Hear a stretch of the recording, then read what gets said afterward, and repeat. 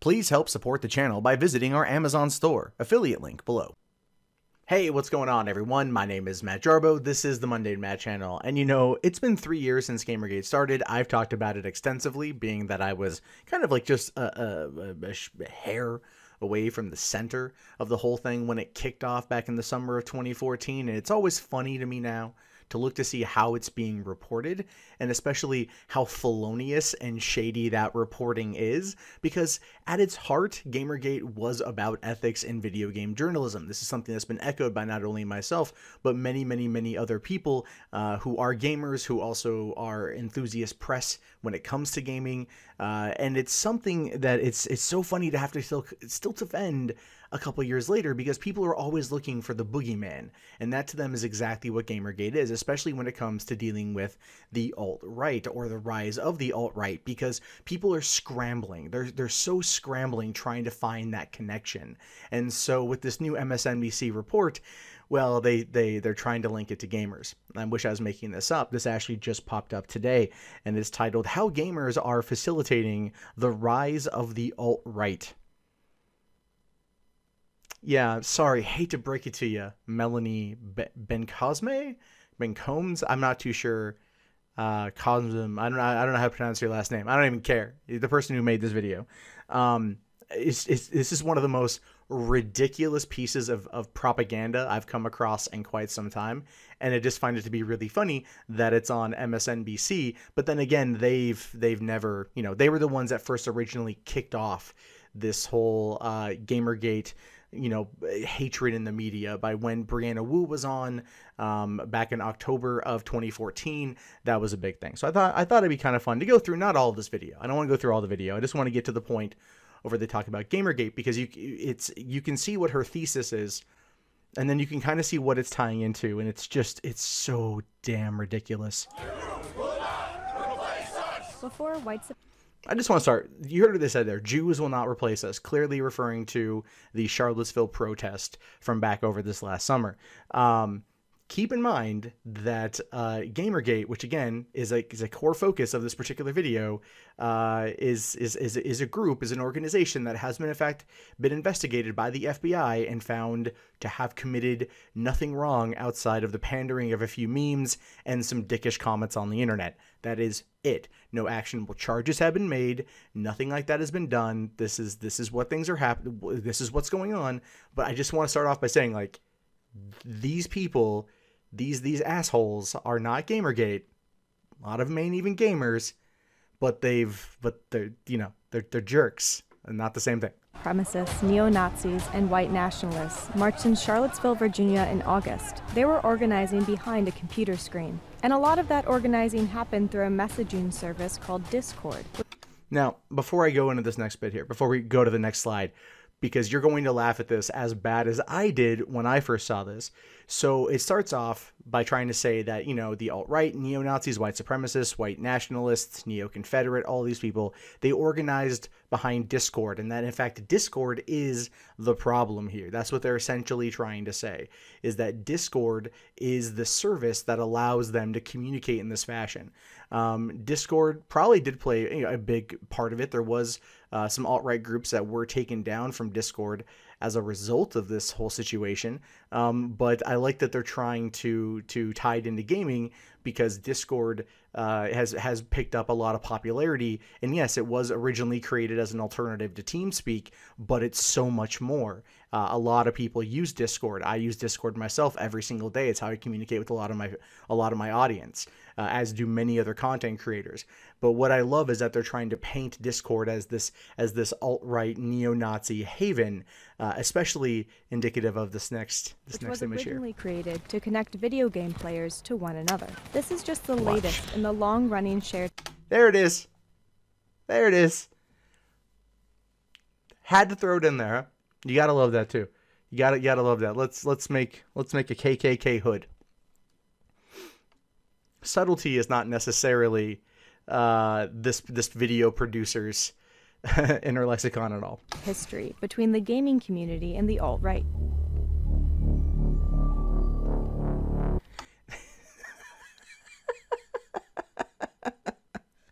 I love that. There's always been this big anti-gamer narrative from the media. It's not anything that's new. It's not anything that people like myself, don't deal with all the time, that we don't deal with this kind of nonsense constantly, is the fact that there's been this big pushback. We saw this in August of 2014 with the Gamers Are Dead articles. We saw this with the collusion of the Game Journal Pros list. We've seen this multiple times, not just in the last couple years, but the last couple decades, when you had the big attack from the government, right? Joe Lieberman, Tipper Gore, trying to go after gaming in the early 90s.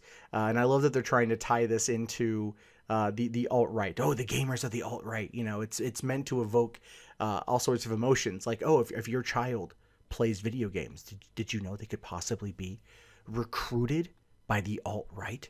I mean, what kind of false hysteria is that? What kind of propaganda is this type of piece trying to make? It's just, the whole thing is like this, guys. The whole 4 minutes is like this. It's so damn bad. Gaming culture has always been racist, it's always been sexist, but the internet has sort of allowed us to just sort of see what has always been there. Emma Voss. All right. So the gaming culture has always been racist. It's always been sexist. And you got to point it all out, right? That's right, Emma Vosloo. Okay, now who does that remind you of right there? Flat out Anita Sarkeesian. That's an Anita Sarkeesian talking point. Gaming has always been racist. Gaming has always been sexist. What are you talking about? Like, give me examples if you're going to make that claim in this think piece that's meant to, describe the gamers of the alt-right. Let me know what's sexist, what's racist, right? This is the problem with these kind of propaganda pieces, is that they rely on those little sound bites, those little snippets in order to get you to go, oh my God, while they show gameplay footage of Friday the 13th, where a woman gets her head taken off. It's just like, okay, come on. Anyone who with half a brain knows what you're trying to do. I went to film school. I know how to make documentaries. I see exactly what's happening here. But I love that line there. Gaming's always been racist. It's always been sexist. Yet we've found study after study that gaming doesn't make you violent, that gamers aren't inherently sexist, that the GamerGate did nothing wrong in the eyes of the FBI, legally speaking. These are all factors that we've known for years because, there's been studies and there's been reports and there's been reporting and there's been investigations. But to go out there and simply say, oh, I'm a PhD candidate, and I'm telling you that gaming's always been racist and always been sexist, that's such an absolute fallacy. Is a PhD candidate studying how sexism seeded in gaming is replicated in the real world. Oh my God, how sexism in gaming is replicated in the real world. Again, evidence, that 8-letter word none of you ever seem to come up with. I mean, don't get me wrong. Anita did her thing. She tried so hard. And in the end, what she got caught doing was manipulating gameplay footage of Hitman Absolution to try to claim that the game was sexist, when in fact the game mechanics, the overall core aspect of the game itself, was telling you not to do these things, but also giving you the freedom to do them, because that's a lot of what happens in gaming. Her study is based on GamerGate, a movement that began with intimidating and harassing female video game journalists. This is what I love when it gets to the whole GamerGate nonsense. When they talk about this, is because they can never quite tell you what it is, right? This woman here says, oh, it's about trying to get female journalists out of gaming. You'll hear Brianna Wu say it was trying to get females out of gaming or get female developers out of gaming. You'll hear Zoe Quinn make similar but albeit slightly different statements. This is what happens. This is the nonsense. This is the fact that they've created the boogeyman around GamerGate. And here it is, these tweets that are saying like, all I want is for you to be mine, my love. I want to caress you and taste you. I want to, I'm assuming, fuck your hot ass is what I'm assuming that they're going to say here. These are all bleeped out. And again, they're not tied to any specific profile. They're not tied to anyone's account. They're not naming people. They're not shaming. They're not blaming. If these are publicly posted tweets, then that's something they could showcase because that's a publicly posted thing. But they're not giving you any kind of verifiable evidence here. It's anecdotal. And it's also, like, again, not representative of an online movement for ethics in video games journalism. And I always have to laugh when these kind of things come up, because this is the best that they've got. After 3 years, they're still using this whole thing as just as a ploy to try to get gamers to turn on each other, or to look at the the gaming as the largest entertainment medium on the platform or on the planet, and attack it for being something that it's not. Under the guise of fairness in video game journalism. It wasn't under the guise of that. It was that. It was always that. I'm going to tell you this from a person who was there at the beginning. It was pretty much always that. There was a couple of hiccups, I won't lie, in terms of getting the message right. But when the news finally broke wide, when GamerGate, the hashtag, became a thing, and it was getting 70,000+ tweets a day under just that tag, sometimes more than 100,000 tweets a day, it was about ethics. It was about ethics in video game journalism. The hiccup parts come from the beginning, when the thing was still trying to figure itself out, and there's a lot of censorship happening, so on and so forth. But that is essentially what it was. And it's at this point, again, FBI has come in and talked about this and found nothing wrong. So you got to love that they keep pushing this angle, this agenda, in order to further their narrative. The harassment quickly gained traction. It helped catalyze the alt-right movement, which secured power and prominence during the 2016 election cycle. Okay. GamerGate started end of August 2014, roughly ran for, if you want to give it a good amount of time, maybe 6 to 8 months, maybe a little bit longer, depending on who you are. At that point, it more or less became an internet watchdog, making sure that journalists that are acting unethically are called out, or practices that are unethical or in gaming are called out. That's essentially what it was. But sitting there trying to say that it was used predominantly to help kind of bring about the alt-right, I just, again, you're talking at least a year and a half too late on this one. And that's my favorite thing about this. This piece is so light on research. It's running off of just maybe like reading the Wikipedia page for GamerGate, which is in no way considered accurate, given the fact that the editor for that was actually fired, or booted off of WikiLeaks because he was too damn intense and wouldn't ever fix miscorrections. Now he's over on Rational Wiki, which is anything but. When you were studying GamerGate and you were really looking at the techniques that they use, it's impossible not to see the same techniques being used by Trump supporters.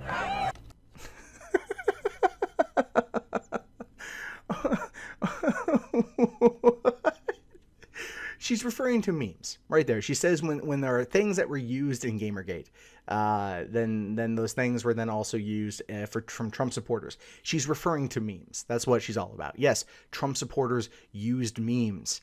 Okay, GamerGate didn't create memes. They used a lot of them, sure. Memes are an easy form of expression, especially in the ever-moving torrent that is the internet. It's a way of getting some things around. It's a way of sharing some concepts. You put it out there in a meme form.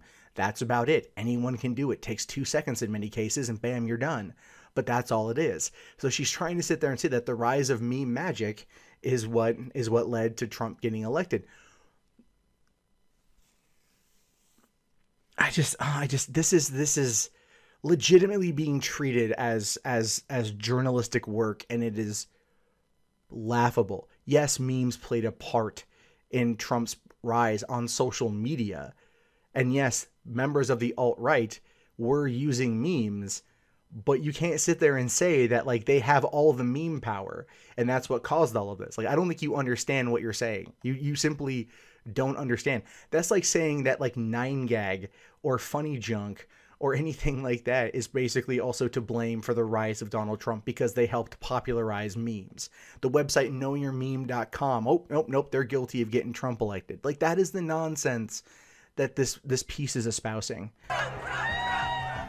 According to Vossen, the gamers and the alt-right share common ground.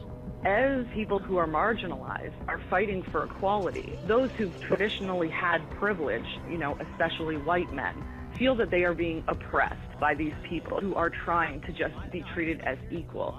Why? Okay. That is where I'm going to end up leaving this one, because after that it just goes back into attacking Discord for a while, and that is just ridiculous. So yeah, Discord did nothing wrong. Discord tried to clean itself up after the whole Charlottesville thing, but there's that. But if you catch that little piece right there where she says, oh yeah, these are all white men who have always had privilege, and then they're just lashing out at minorities that are just trying to be treated equal. It's like gaming is the great equalizer. I don't think you understand that. I don't think you understand the concept of gaming. It's like a game isn't tailored for me to be better at it because I happen to be a straight white man. That makes no sense. All right. Like, the game is presented as it is. We are able to then go to it as we are, and we will either be good or we will not be good. And if we are not good, we then have the ability, like with everybody else, to then work our way up to being the best. It basically, at that point, gaming is kind of like a meritocracy. Not a bad thing. That's why that argument is BS when it comes to gaming. If they're going to go and argue, oh, well, games are made with white male protagonists. Well, that's because for a long time, the demographic showed that they were white male gamers that were buying the games. That has changed, which is good. So now we're getting other games with other protagonists, and all gamers care about, I'm just going to be bluntly clear here, because apparently this didn't get through any of your thick skulls. They want good characters and good stories. No one cares what skin color a person is, or what their nationality is, or anything else, or what their gender or their race or their sexuality is. No one cares. If the character is presented well, the story is told good, and the game is fun to play, people will play it. Those straight white men, boogeymen that you keep trying to make into one here, will play a game like this. So your argument goes out the damn window. These kind of pieces are so poorly put together, because you can tell that they're clearly trying to push an agenda, and it's it's NBC News. So it's on their official Twitter, or on their official YouTube account, with 563,000 subscribers. Thankfully, at this point, the video itself has gotten 522 downvotes, because people ain't having it. Gamers ain't having that kind of stuff. It's the same kind of attack that happened with Ghostbusters last year. It was the movie, the trailer came out, people didn't like the trailer, so the response was attack, attack, attack, attack, attack. Make these people out to be the bad guy. Are there bad eggs in gamers? Yeah, absolutely. Sure, absolutely. You will never hear me say different. Are there bad eggs of every organization or every loosely affiliated group of people, regardless of what it is? Absolutely. You know, like, that's not a thing. Like, there are tons of bad people out there, but not everyone is. And even the person there said that not every gamer is racist and sexist, but there's a lot of racism and sexism in gaming. There's really not. Yeah, there's people on Xbox Live and PlayStation Network that are, you know, and Steam and other places that say horrible things when they game, but it's also a lot of trash talk. And a lot of those people get shut down pretty quick when the trash talk flies in their direction. Like, it is not the best thing on the planet. I'm not going to claim that it is, but you can also tell that in many of these cases, it's just trash talk to demoralize your opponent. And the problem with people trying to come out there and attack it as being racist and sexist is they fail to understand the context in which this particular thing is happening. It's usually nothing personal. It's just wanting to attack someone. I'm not trying to sit there and normalize it and say, I do it. I don't. I will drop F-bombs till the end of time when I die in a game or whatever. But, you know, like, there's definitely that. People say things in the heat of the moment when they're gaming, as we learned from PewDiePie recently, but then there was a big push out of that to be like, no, you can never do anything in the heat of the moment. That doesn't exist. No, it absolutely exists. Crimes of passion happen. Like, people try to, you could say, wash away certain elements of things in order to make their argument seem better. And I think maybe to an extent, when it comes to pushing a narrative ideology, we all maybe do it. You know, we all kind of overlook maybe certain aspects of something. I'm not going to say I'm not any better. I'm pretty sure I've done it before too. And I'm pretty sure I'll do it again in the future. I'm human. I make mistakes. But I at least acknowledge the fact that there is always context that has to be looked at in order for something to be truly judged. What this what this entire thing put forward was not anything of the sort. It wasn't trying to understand the context of a situation in order to then come to a proper conclusion, having known all the evidence. This was a poorly crafted piece read off on some, you know, stupid Wikipedia article, or went to GamerGate, or went to Google and typed in what is #GamerGate, pulled a little bit of information without ever speaking to anyone from GamerGate to find out what the hell it was actually about. And then they put together this goddamn nonsense. Anyway, if you guys want to see the whole thing, The link will be in the video description. I'm very curious to know your thoughts about this because it is some seriously insane crap that NBC News is pushing out there today.